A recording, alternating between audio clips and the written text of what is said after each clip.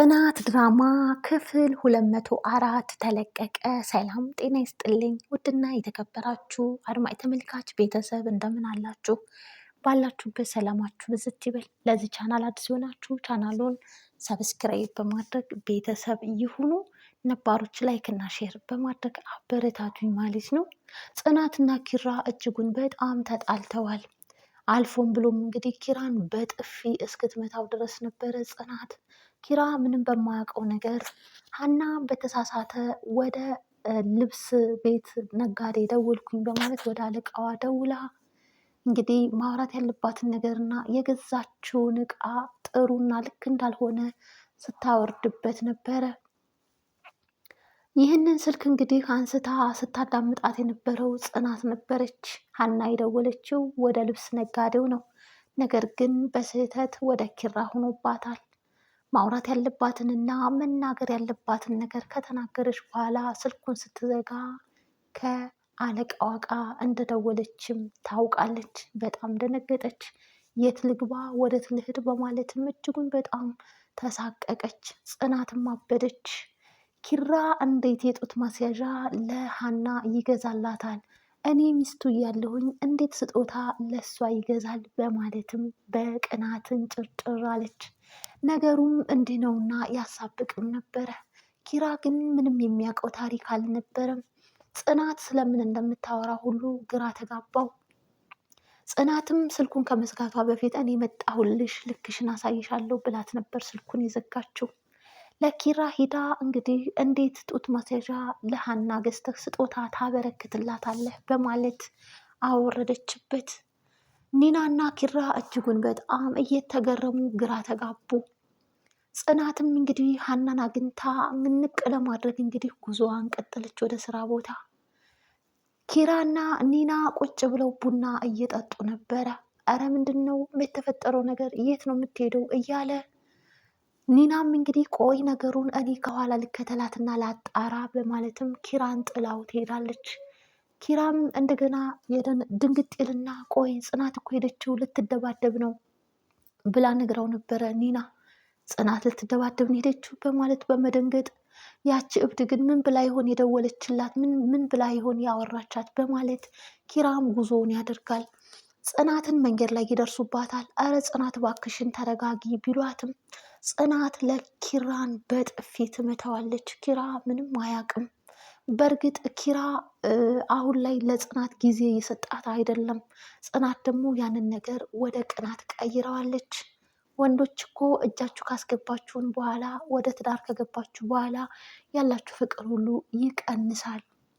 እኔ ለአንተ የከፈልኩትን ዋጋ መቼም ልትረሳው አትችልም። ቀላል አይደለም ለአንተ የከፈልኩልህ ዋጋ በማለት ደጋግማ ታስጠነቅቀዋለች። ኪራ አንቺ ቆይ እኔን አታውቂኝም ወይ? እኔ እኮ ኪራ ነኝ በማለትም አስረግጦና በተደጋጋሚ ቢነግራትም ጽናት እንግዲህ የሀናን ሁኔታ ስላየች ሴቶች እኮ እንደዚህ እየተቅለሰለሱ ነው ባለትዳር ወንዶችን ከትዳራቸው ሊበታትኑ ሊለያዩ የሚችሉት በማለት እኔ ትዳሬን መታደግ አለብኝ ብላም እንግዲህ ጉዞዋን ቀጥላለች። መድረስ አይቀርምና ቢሮ ደረሰች። ቢሮ ስትሄድ በጣም በሚገርም ሁኔታ ኪያና የኪራ ጓደኛ እዛው ቢሮ ውስጥ ነው። እነሱም ይጣላሉ። መጨረሻቸው ግን ወደ ፍቅር ተቀይረውን እንደምናየው ምንም ጥርጥር የለንም። ነገራቱ ሁሉ ወደ ፍቅር መንገድ ያሳብቃል ማለት ነው። የት ናት ያቺ ሀና በማለትም ፍለጋ ጀመረች። ስትሄድ እንግዲህ የኪራ ቢሮ ውስጥ ሀና ተደብቃለች። እየመጣሁልሽ ነው በማለትም ነበረ። ዛሬማ በቃ አለቀልኝ ገደለችኝ ስትልም ነበረ ሀና። እናም እንግዲህ ሳጥን ውስጥ ተደብቃ እንግዲህ ሁሉም እዛ ተሰብስበው ጽናትም ሀናን እየፈለገቻት ኪራም ከኋላ ደረሰ፣ ኒናም ደረሰች።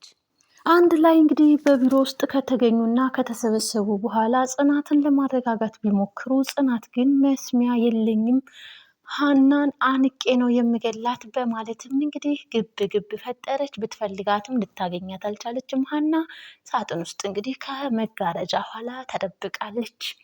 በስተመጨረሻም ነገሩ እንዲህ ነው ላስረዳሽ፣ እኔ ምንም የማውቀው ታሪክ የለኝም። እኔ ስጦታ የሚባል ጡት ማስያዣ ገዝቼ አልሰጠውም ቢልም ኪራ ጽናት ግን በጆሮዋ የሰማችውን ነውና እንደዛ ያሉ እየተከራከሩ ሳለ ሀና አንገቷን ብቅ ታደርግና ነገሩን እኔ ግልጽ አድርጌ ላስረዳችሁ አለች።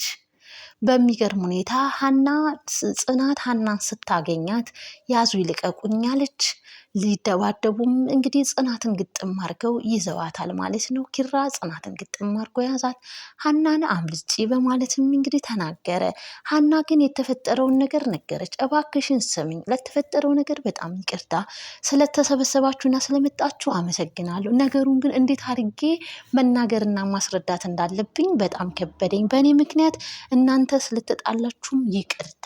ነገሩ እንዲህ ነው፣ እኔ ፕሮግራም ስላለብኝ ቀይ ቀሚስ ስለነበረኝ እናም እንግዲህ ለነጋዴው ለልብስ ቤት ነበር አደዋወሌ። አለቃ ጋ እንዴት እንደተደወለ አላውቅም፣ ይቅርታ። እናም እንግዲህ እኔ አደዋወሌ ወደ ልብስ ቤት ነበረ በማለትም ነገሩን በግልጽ ትናገራለች። እንደዛም ሆኖ ግን ጽናት እልከኛ ሆናለች። ጽናት በጣም ባህሪዋ ተቀይሯል።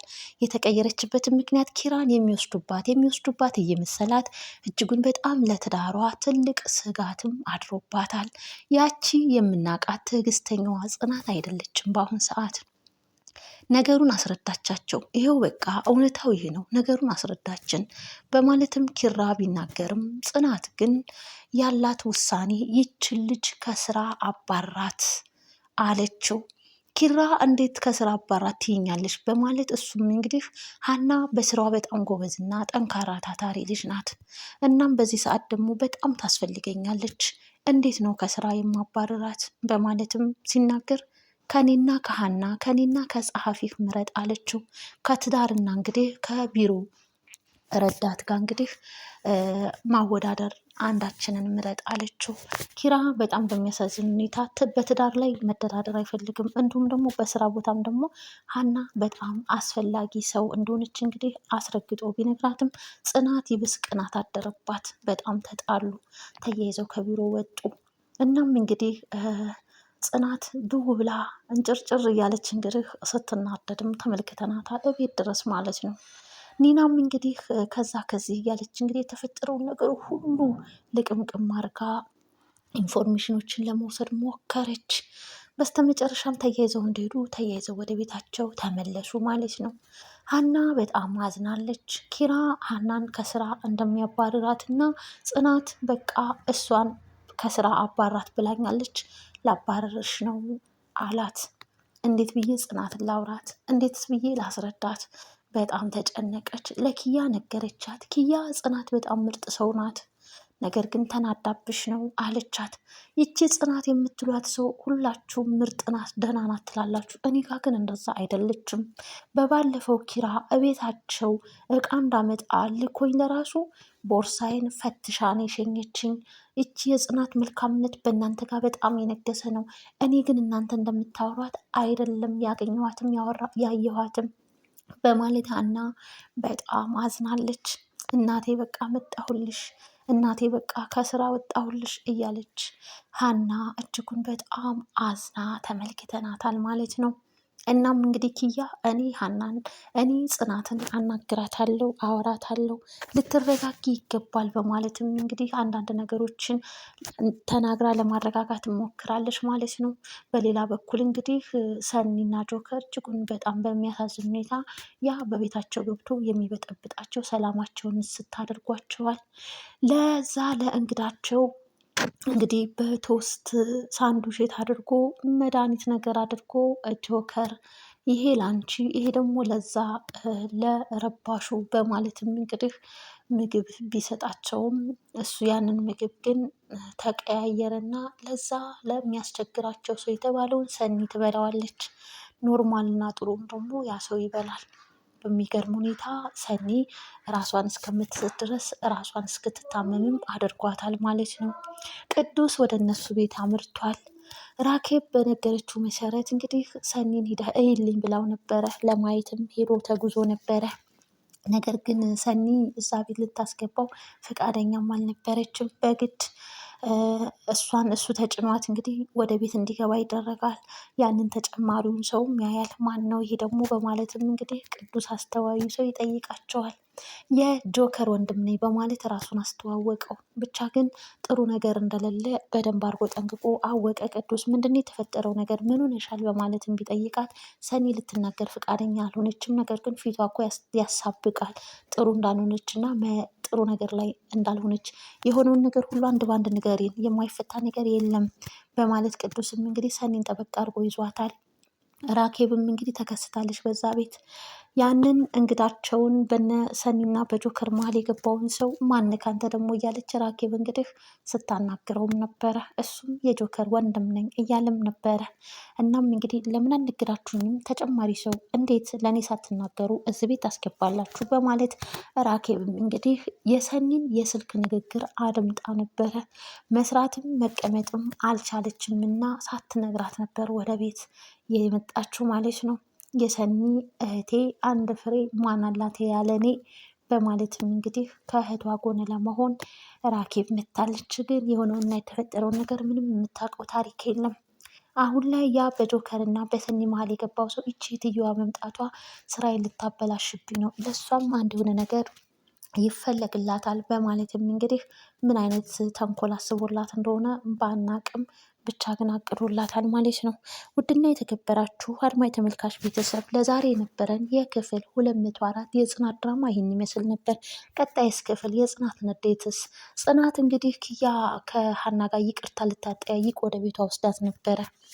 ሀና እንግዲህ ኪራ ከስራ ስላባረራት ጽናትን ይቅርታ ለመጠየቅ በኪያ ቤት ታገኛታለች።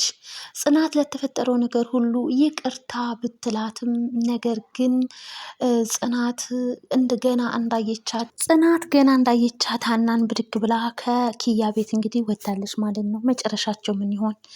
በቀጣይ ክፍል የምናይ ይሆናል። ባይ ባይ።